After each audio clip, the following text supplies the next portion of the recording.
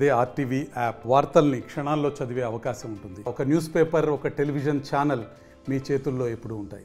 గతంలో ప్రతిపక్ష నాయకుడిగా ఉన్నటువంటి చంద్రబాబు నాయుడును అప్పటి రాప్తాడు ఎమ్మెల్యే సోదరుడు దూషించారనే ఉద్దేశంతో పెద్ద ఎత్తున గతంలో ఆ వీడియో కూడా వైరల్ అయినటువంటి నేపథ్యంలో ఇక్కడ టీఎన్ఎస్ఎఫ్ రాష్ట్ర కార్యదర్శి పరశురామ్ అయితే మాత్రం పోలీసులకు కంప్లైంట్ చేసినటువంటి నేపథ్యం. ఆ రోజు వాడిన భాష తదితర అంశాలను దృష్టిలో పెట్టుకొని ఖచ్చితంగా చర్యలు తీసుకోవాలంటూ ఆయన పోలీసులను ఆశ్రయించినటువంటి నేపథ్యం. ఎందుకు అసలు ఆయన మాటలు వినే ప్రయత్నం, ఎందుకు కంప్లైంట్ చేశారు, ఏంటి సరే ఏంటి ప్రధానంగా మీరు కంప్లైంట్ చేసిన ప్రధాన అంశం?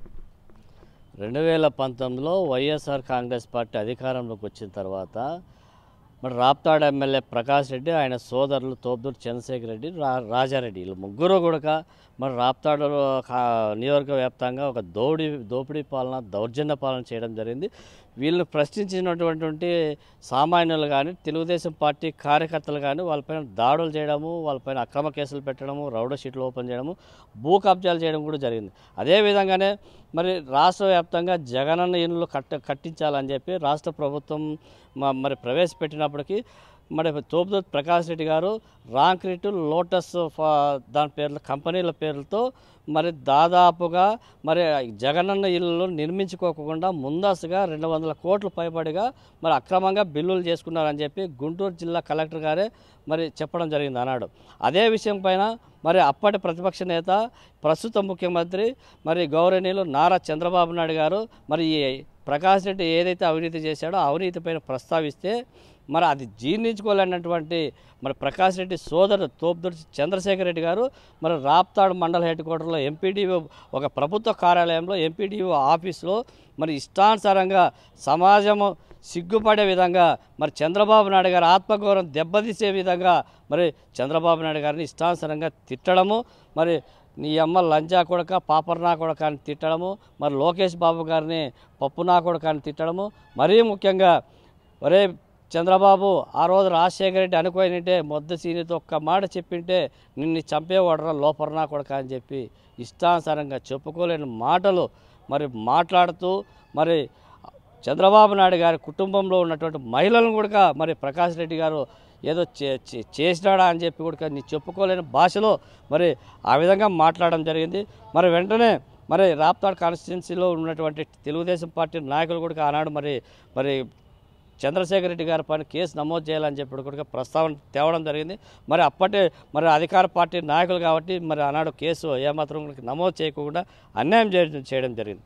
మరి ఇప్పుడు మరి అదే అన్యాయాన్ని మరి న్యాయం చేయాలా, తోపుదూరు ప్రకాష్ రెడ్డి అనే ఒక దౌర్జన్య పరుడు పైన మరి కేసు నమోదు చేసి మరి న్యాయం చేయాలనే ఉద్దేశంతోనే నిన్నటి రోజున మళ్ళీ జిల్లా ఎస్పీ గారికి మేము కూడా ఒక వినతిపత్రం ద్వారా ఇవ్వడం జరిగింది. జిల్లా ఎస్పీ సార్ గారు కూడా సానుకూలంగా స్పందించారు. మళ్ళీ ఇలాంటి వ్యక్తులకి తగిన గుణపాఠం చెప్పాల్సిందే, ఇలాంటి వ్యక్తి పైన కేసు నమోదు చేస్తాము ఖచ్చితంగా అని చెప్పి భవిష్యత్తులో ఇంకెవరూ కూడా ఇలాంటి భాషను వాడుకోకుండా మరి రాజకీయంగా ఒక బాధ్యతగా ఉన్నటువంటి వీళ్ళు కూడా ఇలాంటి మాటలు మాట్లాడుతున్నారంటే సామాన్య ప్రజలపైన ఏ విధంగా మాట్లాడుతున్నారో, ఏ విధంగా దౌర్జన్యం చేస్తారో కాబట్టి ఇలాంటి పునరావృతం చేయకూడదు కాబట్టి ఇతనిపైన కేసు నమోదు చేస్తామని కూడా ఒక హామీ కూడా ఇవ్వడం జరిగింది. ముఖ్యంగా గతంలో ఎప్పుడో జరిగిన అంశాన్ని ఇప్పుడు మీరు కంప్లైంట్ చేయడానికి ప్రధాన కారణం ఏంటంటే?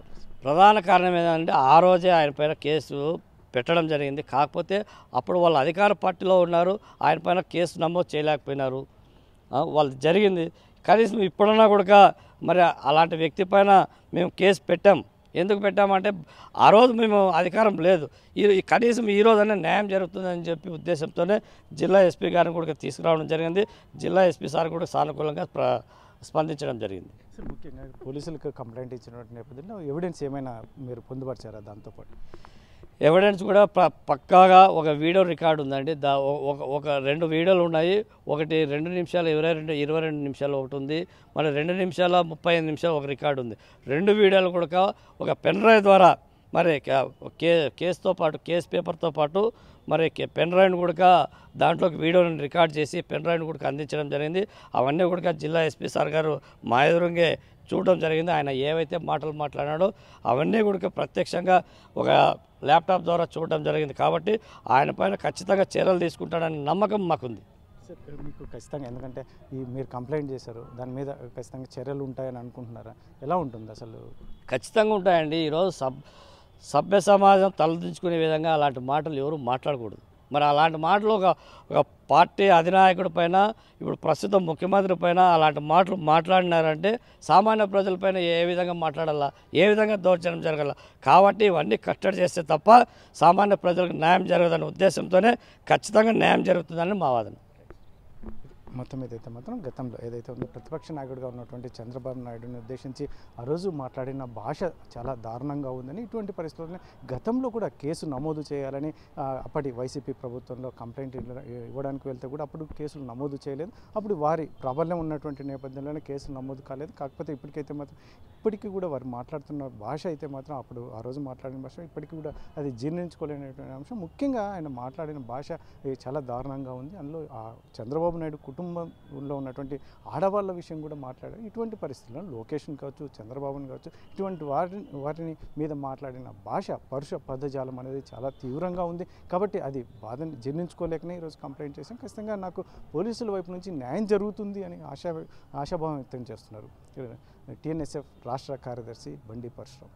కెమెరా పర్సన్ సుధాకర్తో చెల్లకి నాయుడు, RTV, అనంతపురం.